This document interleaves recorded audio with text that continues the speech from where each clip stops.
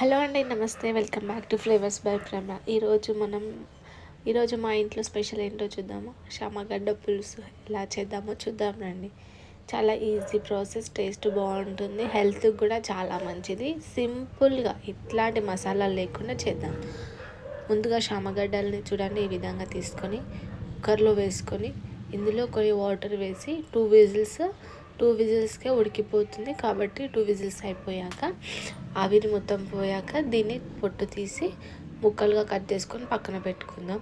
చూడండి ఈ విధంగా ఉడికిపోయింది కదా. దీన్ని పొట్టు తీసి పక్కన పెట్టుకున్నాక ఒక కడాయిలో 2 టేబుల్ స్పూన్స్ వరకు ఆయిల్ తీసుకోవాలండి.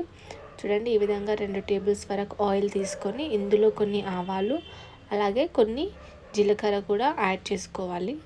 చూడండి ఆవాలు కొన్ని, జీలకర్ర కొంచెం అయిపోయాక ఇందులోనే మనం కట్ చేసుకున్న పెట్టుకున్న ఉల్లిపాయ, పచ్చిమిర్చి, కరివేపాకు కూడా వేసుకొని లైట్గా కొంచెం ఫ్రై అయిపోయాక అల్లం వెల్లుల్లి పేస్ట్ కూడా వేసుకొని మంచి కలర్ వచ్చేంత వరకు ఫ్రై చేసుకోవాలి.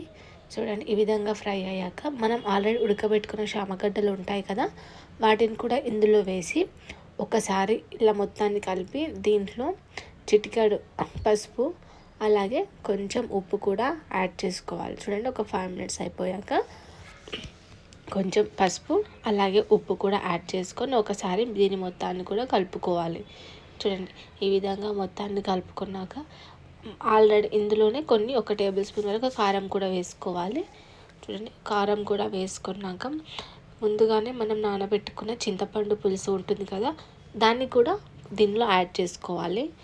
యాడ్ చేసుకున్నాక దీనికి కారానికి సరిపడా, పులుపుకి సరిపడా వాటర్ కూడా మనం నార్మల్ వాటర్ కూడా యాడ్ చేసుకొని మనకి ఎంత క్వాంటిటీ కావాలి మనం తీసుకున్న దానికి అన్నట్టు దానికి క్వాంటిటీకి సరిపడా కొన్ని వాటర్ వేసుకోవాలి.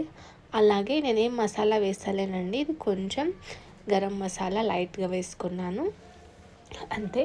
దీని మొత్తాన్ని ఈ విధంగా అయిపోయాక మూత పెట్టుకొని ఒక 5 మినిట్స్ వరకు పక్కన పెట్టుకోవాలి. చూడండి 5 మినిట్స్ తర్వాత ఈ విధంగా కొంచెం చిక్కబడుతుంది.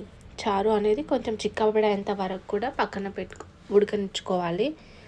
చూడండి ఈ విధంగా మసిలిపోతుంది కదా.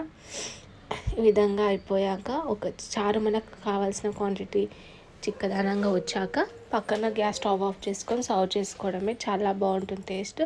అప్పుడప్పుడు మసాలాలు ఏం లేకుండా ఈ విధంగా ట్రై చేయండి, హెల్త్కి కూడా చాలా మంచిగా ఉంటుంది, టేస్ట్ కూడా చాలా బాగుంటుంది. Thank you for watching. Please subscribe to my channel.